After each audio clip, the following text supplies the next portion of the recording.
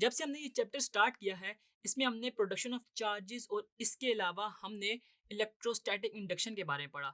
हमने देखा कि बेसिकली चार्जेस प्रोड्यूस किस तरह होते हैं और चार्जेस की कितनी टाइप्स होती हैं। अब हम एक ऐसे इंस्ट्रूमेंट को पढ़ने जा रहे हैं जिसके ज़रिए हम डिटेक्ट करेंगे चार्जेस को। तो आइए स्टार्ट करते हैं अपना नेक्स्ट टॉपिक, इलेक्ट्रोस्कोप। अब इसको इलेक्ट्रोस्कोप को गोल्ड लीफ इलेक्ट्रोस्कोप भी कहा जाता है और गोल्ड लीफ इलेक्ट्रोस्कोप को डिफाइन किया जाता है कि the gold leaf electroscope is a sensitive instrument for detecting charges. ठीक है, कि ये हम चार्जेस को डिटेक्ट करने के लिए यूज करते हैं। बेसिकली इसके और भी एप्लीकेशंस हैं और हम इसमें देखेंगे कि चार्जेस को डिटेक्ट करने के साथ साथ ये आइडेंटिफाई भी कर रहा होता है कि चार्जेस हैं किस किस टाइप के, और इसके अंदर हम कंडक्टर और इंसुलेटर के फर्क को भी देख सकते हैं। तो आइए स्टार्ट करते हैं इसकी कंस्ट्रक्शन से। सबसे पहले ये आपके सामने एक गोल्ड लीफ इलेक्ट्रोस्कोप आ रहा है कि इसके टॉप पे एक ब्रास डिस्क है और इसके अलावा एक जार है। जार जो है वो इंसुलेटर का बना हुआ है और इसके अंदर एक ब्रास रॉड है और उस ब्रास रॉड के नीचे दो लीव्स हैं जिसको गोल्ड लीव्स भी कहा जाता है। इसके अलावा ग्राउंड है और एल्यूमिनियम फाइल और ग्लास जार है। इसकी वर्किंग कैसे है, तो आइए सबसे पहले देखते हैं कि कैसे प्रेजेंस ऑफ चार्ज को ये डिटेक्ट करता है।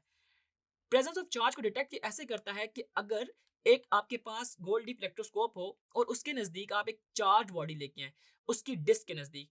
फॉर एग्जांपल वो जो चार्ज बॉडी है ना वो हमारे पास नेगेटिवली चार्ज है और जब उसको आप ब्रास डिस्क के नजदीक लेके जाएंगे तो ड्यू टू इलेक्ट्रोस्टैटिक इंडक्शन, जो हमने अपना सेकंड टॉपिक पढ़ा था इस चैप्टर का, उसमें हमने देखा कि इलेक्ट्रोस्टैटिक इंडक्शन में ना अगर हम उसके नेगेटिव चार्जेस लेके जा रहे हैं तो उस जगह पे हमारे पास पॉजिटिव चार्जेस आ जाएंगे। यानी कि उस बॉडी में जितने भी चार्ज सेपरेटली फैले हुए थे ना उनमें से जो पॉजिटिव चार्जेस है ना वो नेगेटिव चार्जेस के नजदीक आ जाएंगे। अब हुआ क्या कि जब वो ब्रास डिस्क के नजदीक पॉजिटिव चार्जेस आए ना तो हमारे पास ना जो लीव्स हैं उसके ऊपर नेगेटिव चार्जेस आ जाएंगे। अब उनके ऊपर जब नेगेटिव चार्जेस आएंगे ना तो उनके सेम होने की वजह से ना वो लीव ना आपस में डाइवर्ज होंगे। डाइवर्ज क्यों होंगे? क्योंकि हमने ये पढ़ रखा है कि जो सेम टाइप ऑफ चार्जेस होते हैं ना वो एक दूसरे को रिपेल कर रहे होते हैं और नेगेटिव नेगेटिव चार्जेस एक दूसरे को रिपेल करेंगे तो जिसकी वजह से हमारे पास जो लीव्स हैं वो डाइवर्ज कर रहे होंगे। अब इसके अलावा हम ना इलेक्ट्रोस्कोप में ना इलेक्ट्रोस्टैटिक इंडक्शन के जरिए ना उसको चार्ज भी कर सकते हैं। चार्ज कैसे कर सकते हैं कि अगर फॉर एग्जांपल आप एक पॉजिटिव चार्ज बॉडी लेके आते हैं और ब्रास डिस्क पे हमारे पास नेगेटिव चार्जेस आ जाते हैं। आपने करना क्या है कि आपके पास ये जो ब्रास रॉड है ना इधर से ना एक वायर लेनी है और इस वायर को ना इस ग्राउंड के साथ आपने कनेक्ट कर देना है। अब जब आप इसको ग्राउंड के साथ कनेक्ट करेंगे ना तो होगा क्या कि जो हमारे पास चार्जेस है ना वो सारे के सारे ग्राउंड की तरफ शिफ्ट होना शुरू हो जाएंगे। अब आप क्या करते हैं कि आपके पास जो ब्रास डिस्क है ना उसमें से ना हमारे पास पॉजिटिव चार्जेस भी मूव होके जा रहे होंगे जो हमारे पास लीव्स में थे।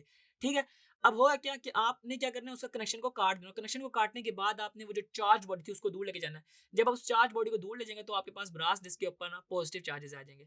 तो इस तरह आपको पता ये चला कि आप इस तरह चार्ज बॉडीज के जरिए इलेक्ट्रोस्कोप को चार्ज भी कर सकते हैं बाय यूजिंग इलेक्ट्रोस्टैटिक इंडक्शन। या फिर इसके अलावा हम कंडक्शन के प्रोसेस के थ्रू भी इसको चार्ज कर सकते हैं कि जस्ट यहाँ पे आप उसको नजदीक लेके आएंगे तो चार्जेस आएंगे। कंडक्शन में आपको उसके साथ टच करना होगा, यानी कि जो ब्रास डिस्क है ना उसके साथ आपने चार्ज बॉडी को टच करना होगा। तो यूं आप कंडक्शन के जरिए भी चार्जिंग कर सकते हैं इलेक्ट्रोस्कोप की। इसके बाद है हमारा identifying the type of charge. इससे पहले हमने देखें डिटेक्ट करना सीख लिया कि किस तरह हम लोग इलेक्ट्रोस्कोप के जरिए चार्ज को डिटेक्ट करते हैं या फिर चार्जिंग ऑफ इलेक्ट्रोस्कोप। अब हम देखने जा रहे हैं कि कैसे हम उन चार्जेस को आइडेंटिफाई करते हैं कि कौन सा चार्ज पॉजिटिव है और कौन सा चार्ज हमारे पास नेगेटिव है।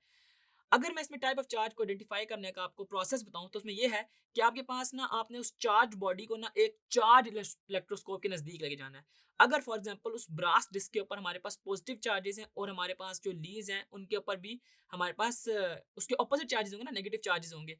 अब होता क्या है कि अगर आप उस चार्ज बॉडीज को उसके नजदीक लेके जाते हैं और उसके ऊपर सेम टाइप ऑफ चार्ज हुआ, क्योंकि आपको इलेक्ट्रोस्कोप आपने खुद चार्ज किया है तो आपको ये बात पता है कि इलेक्ट्रोस्कोप पॉजिटिव है या फिर नेगेटिव चार्ज है। अगर फॉर एग्जांपल वो बॉडी हमारे पास पॉजिटिव है तो इट मींस हमारे पास उसके अंदर डाइवर्जेंस आ जाएगी। उसकी वजह ये है कि उसको बता रहा होगा कि सेम टाइप ऑफ चार्जेस हैं लीव्स के ऊपर।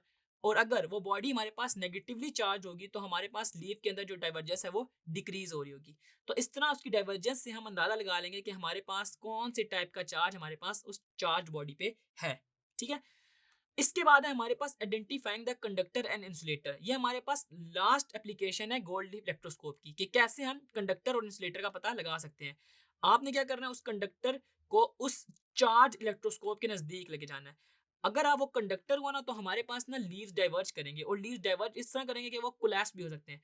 और अगर वो हमारे पास लीव्स डाइवर्ज नहीं करते, वो अपनी रिमेन अनचेंज रहते हैं, तो इट मीन्स जो आप उसके बॉडी को नजदीक लेके आ रहे हैं वो हमारे पास इंसुलेटर है। तो यूं हमारे पास ये टॉपिक खत्म होता है गोल्ड लीफ इलेक्ट्रोस्कोप का, जिसमें आपने देखा कि हम कैसे चार्जेस को डिटेक्ट करते हैं, या इसके अलावा हम कैसे चार्जिंग करते हैं इलेक्ट्रोस्कोप की, और चार्जिंग करने के बाद हम कैसे डिफरेंट टाइप ऑफ चार्जेस को आइडेंटिफाई करते हैं। आई होप इस टॉपिक के आपको तमाम के तमाम पॉइंट समझ आए होंगे। अभी तक के लिए इस वीडियो में इतना ही। See you in the next video with a new topic. Thank you.